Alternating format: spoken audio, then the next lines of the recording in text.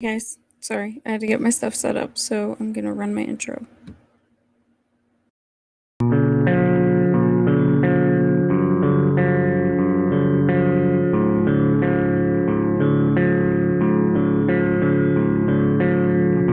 Your falling face first in the ground. Don't wanna think, but I see you.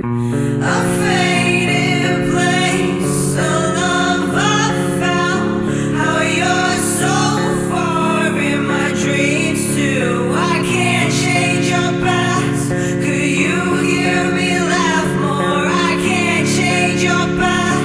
Will you stay one last song? Have you ever met a guy like me? Have you ever met a man with a plan like me? Have you ever seen someone turn on to someone who got the world tucked up in their hand like me?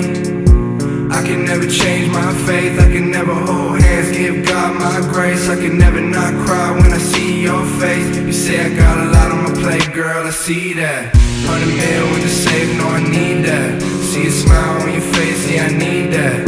No, I'm trying to get the cake that can take me to a place that'll make me feel safe, I don't need that. Tell me about the way you felt, I can tell you about the things that I said myself. I got a lot of demons sitting on my shelf. Hi guys.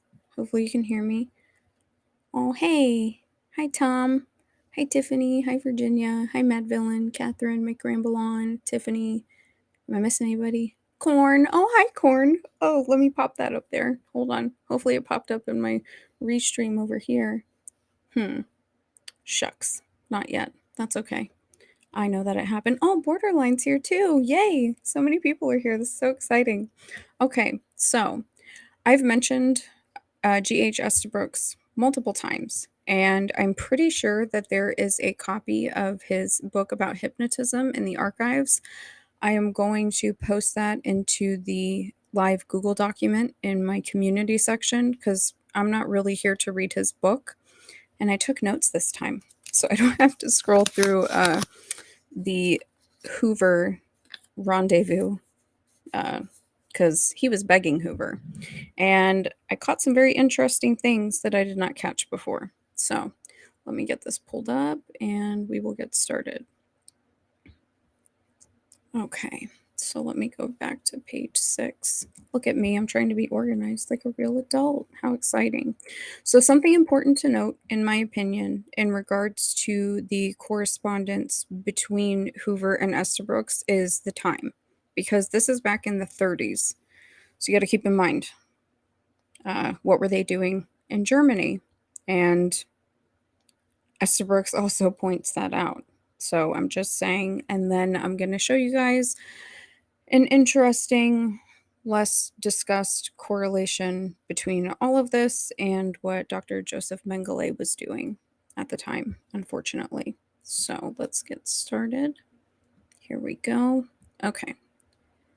So this is from the Black Vault, the FOIA Black Vault. So sometimes things tend to get moved around. They're very hard to find. I will post a link to this as well because Estabrooks has his own little special section. So you can see right here, September 30th. I think that's 1938? I think that's 38. Okay. So Estabrooks worked at Colgate University. And here he's reaching out to Hoover. And some of this is kind of hard to read.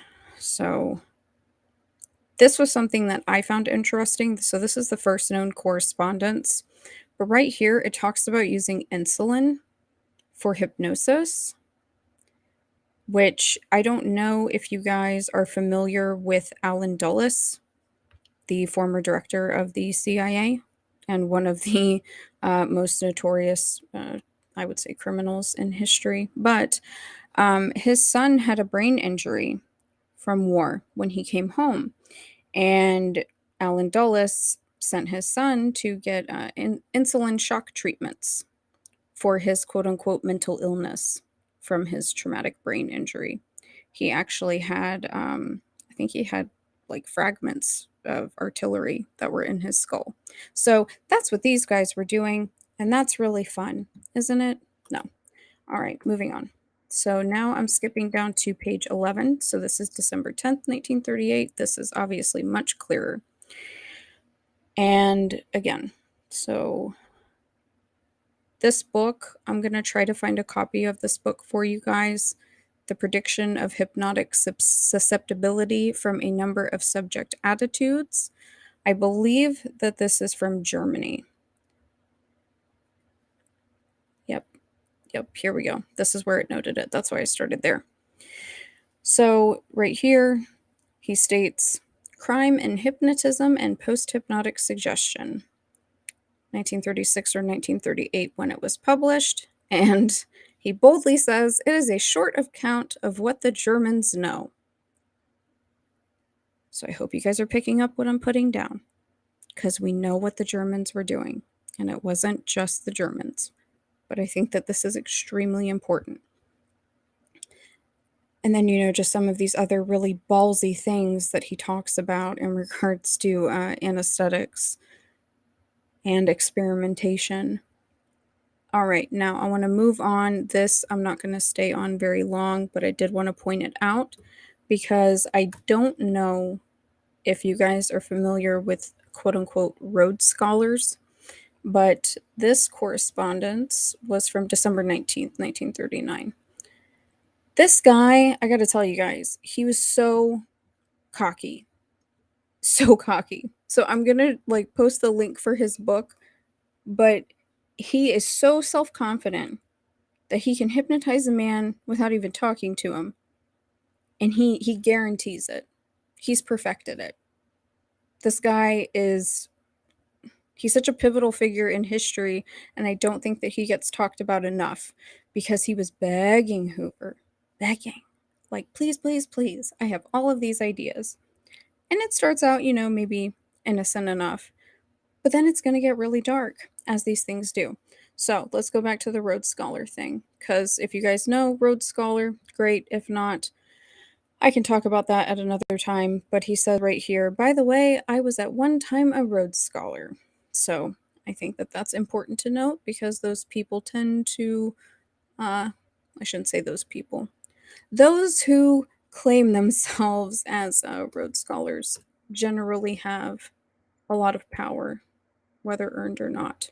All right, so I'm jumping down to page 20, and I'm not going to read this whole thing because, again, I'm going to post it for you guys. But right here, so what he's discussing is causing regression via hypnotism and doing this with servicemen, where he and Hoover set this all up, and he's going to hypnotize one of these servicemen and have them regress into, a sort of very young age. And he is going to hypnotize the man to believe that there is a bomb in his dinner pail. And it's, a time bomb. There would be no explosives in it, but he would have the man detonate this bomb. And then the man would not remember anything. He would not remember being hypnotized at all. I think that this sounds completely insane. I don't know what purpose this serves. But he goes through every single step in here.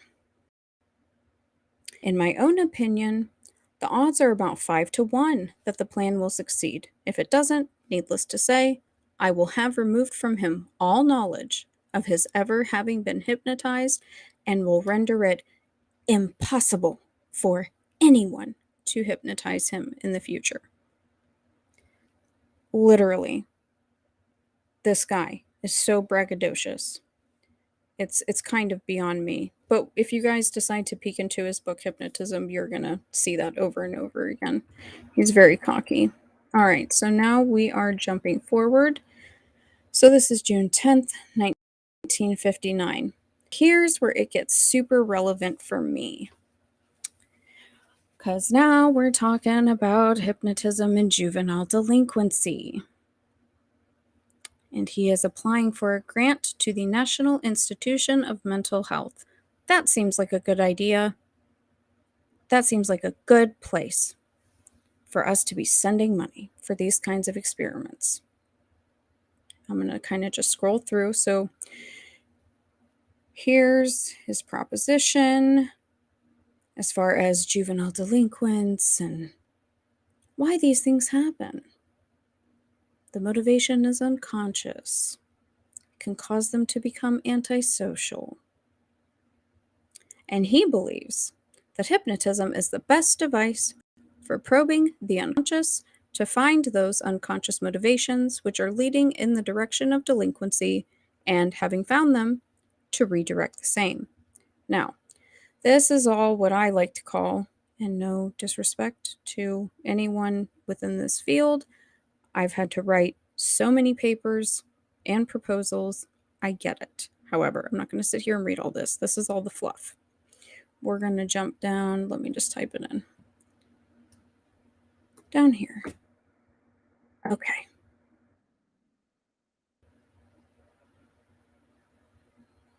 Did I go too far? Maybe. Let me pull this back because I know I wrote that page down. Sorry, guys. 1 second because I know I'm close. Yeah, here we go. So look at how far back they were doing this to kids. 1889 under the area for justification. So Edgar Burion, I have no idea if I'm saying that right. God, I sound like a hillbilly. Reporting on the value of hypnosis in the treatment of children to the First International Congress of Hypnotism at Paris in 1889. Suggestion constitutes an excellent auxiliary in the education of vicious and degenerate children, especially where there are habits of lying, cruelty, inveterate idleness, or cowardice. It is not necessary to hypnotize normal children. I'm going to put quotations around that. When, however, children are addicted to theft and other vicious or repulsive habits, we ought to try to cure them by hypnotism. Okay. Now, he notes, yet after 70 years, practically nothing has been done. Various factors are responsible which need not to be reviewed here. And right here, hypnotism has achieved recognition in 2 fields, medicine and the military. The third major breakthrough will be in juvenile delinquency. And they presented this to the American Psychological Association in September of 1959.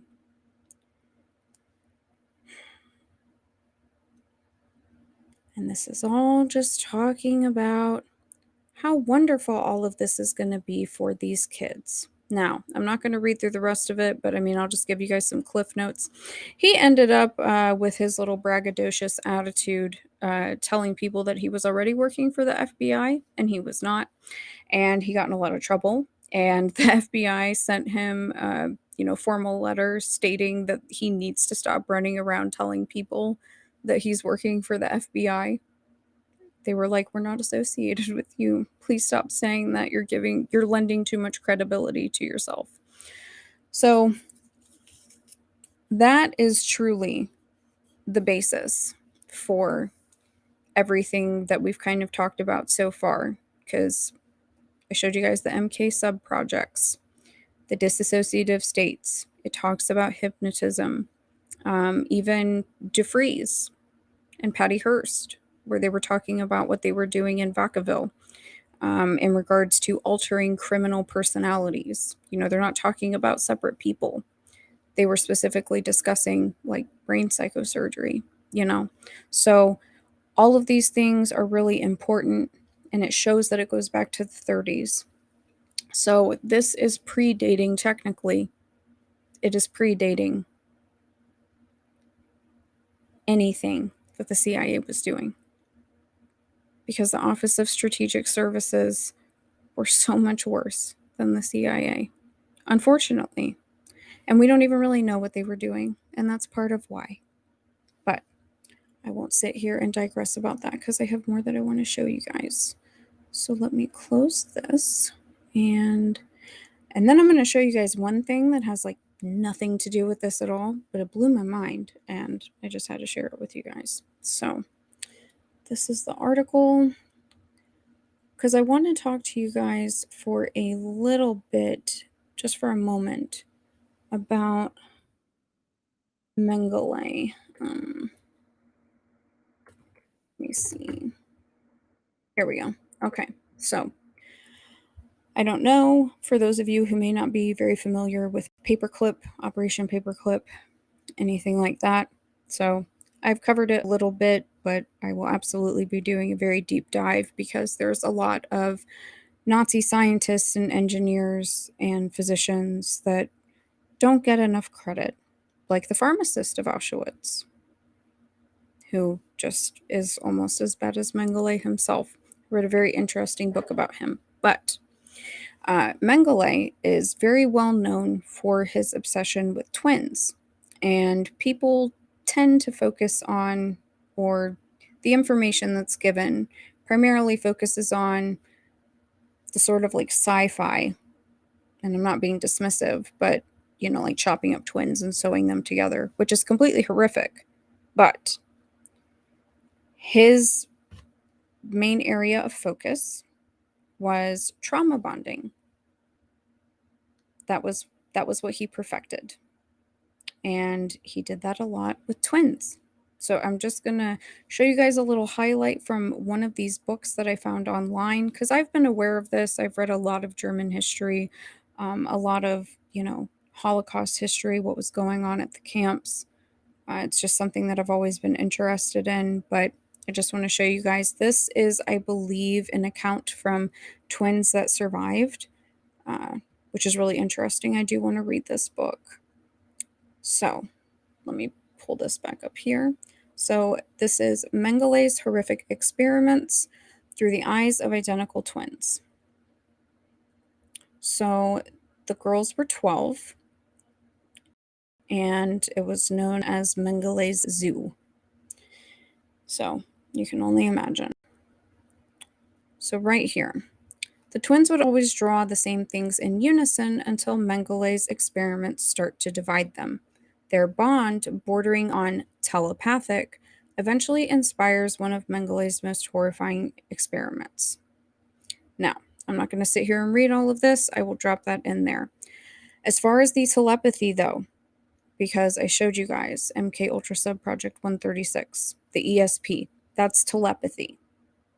That's what they were trying to do with kids here. Okay? So I find it very interesting that G.H. Estabrooks is talking about the Germans and their application of hypnotism. And we know what they were doing. And then, oh, look, we have the same thing, just maybe a little bit of different language going on at the same time. I think that really speaks to their intentions with these programs, quite frankly. That is just my opinion. And if anyone didn't know, the trauma bonding experiments going on in Europe were funded by the Carnegie Mellon Foundation. So, yeah, we were paying for that. It was not a surprise. I can assure you of that. Now, let me see. Is there one more over here? I don't think so. All right. And then this one also, I'm just going to show you guys really quick because I am going to drop it into the live Google document. That way you guys aren't like, what the hell is she doing dropping all of this stuff? Because I want to give you guys some different sources for you to look at if you're interested. And then, if you find something that you think I should look at, please send it to me because I'm happy to read it. I love to read. And I'll drop it in there. But this was an interesting study that they did. And this was about searching for biomarkers of Holocaust trauma. And I found this really fascinating because they talk about specifically the, neurobiomarkers in regards to stress, PTSD, trauma. I haven't read through the whole thing, but so far it's been very fascinating. And I think it's really important. And would honestly, quite frankly, in my opinion, give a very solid argument for my opinion that, we were all doing the exact same thing because these people that run our government are completely insane. And I'm going to pull up the chat in 1 second. I want to get this over here. Let me see where you guys are at. Let me see if this is working. Okay. Oh, that's me talking about a lobotomy. I'm not going to pop that one up too. This is the only one I can see. Ramble on. Rhodes Scholars are always made out to be special, amazing geniuses. Yeah, they are. I don't really know why. I don't know. They actually seem pretty problematic, quite frankly. You know, when you hear it, it's almost like a red flag. What do we got from Catherine? There are very few original ideas. Many people or groups do similar things, like OSS, CIA groups in different countries. Absolutely. That's a great point, Catherine. I like to call the intelligence community the incestuous intelligence community because everybody works together. And I think that they do that on purpose to confuse everyone so that no one knows what's going on. Let me see if there was anything else I wanted to show you guys. I wanted to keep today kind of short because, like I said, I'm going to post the book by G.H. Estabrooks. I'm not going to sit here and read it. I'm also going to post the stuff with Hoover. But as a reminder, Jolly wanted to do the Violence Prevention Center, where he wanted to put chips into the brains of young black kids so that he could try and predict violence. So I think that that's quite relevant that G.H. Estabrooks was making a proposal about juvenile delinquency and hypnotism a couple of decades prior. Maybe it's a stretch. I don't know. I get told that I stretch things all the time. That didn't sound appropriate. That I make stretches in my arguments all the time. Now, there was one last thing I wanted to show you guys because this is going to be like a little sneak peek, I guess, whatever. Because I'm going to dig into this because I just got this amazing book and now it's all coming together for me. So, you guys remember that lawsuit that I showed you in the Patty Hearst video with the veterans, all the veterans charity groups that were suing the DOD, the CIA, so on and so forth. So I was reading through that a little bit more, and wouldn't you know it, Michael Aquino's station is listed in this lawsuit. And what it says, well, let me just show you so you can look yourself. Okay, so this is page 6 of 76. So, the 6th U.S. Army, headquartered at the Presidio, San Francisco, California, was responsible for providing volunteers in the months of June and December each year. You guys, I've asked a few people if they've heard of this. Thus far, no. And I'm not claiming to find this information, but because I'm going to come back to Aquino. We have to talk about Aquino more. But that, with the Presidio daycare case, man, that is interesting. And that is really interesting with Michael Aquino's implication in the Franklin scandal, as well as Iran-Contra. Because I'm hoping by the end of this, you know, my little noob attempt at making a mind control SRA, CSA sort of encyclopedia video wise, hopefully more rant free. I'm hoping by the end of it, I can make my argument about the False Memory Syndrome Foundation and also that Iran Contra never ended. It's still going on. Because that's my opinion. I think it's real weird that Elizabeth Loftus was a professional witness for Oliver North during Iran Contra. You know, it's all of these things are connected. I just have to keep connecting the dots. So I have a really long way to go. But I don't see anything else popping up on my restream. So like I said, I will drop those links in later today. I wanted to keep it short because I know that I tend to like scroll through pages and keep you guys on here forever, and I don't want to waste anyone's time. I'm so glad that you guys are here. And if you have anything that you would like me to cover, please let me know. I am happy to. Some of you have sent me some really interesting topics that I'm not ready to put into the flow yet, but they will be coming up because they are quite relevant. Oh, hi, Jandon. You're okay. What does it say? Late at work. Well, focus on your job. Be safe. I'm a nurse. I don't like when people text and drive or, act silly when they're supposed to be paying attention, especially if they're around dangerous equipment. But I'm glad you're here. All right, guys, I'm going to hop off. Look at that. I made it in under 25 minutes. Nice. All right. And like I said, let me know if you guys want me to cover anything. And thank you so much for watching. I'll talk to you.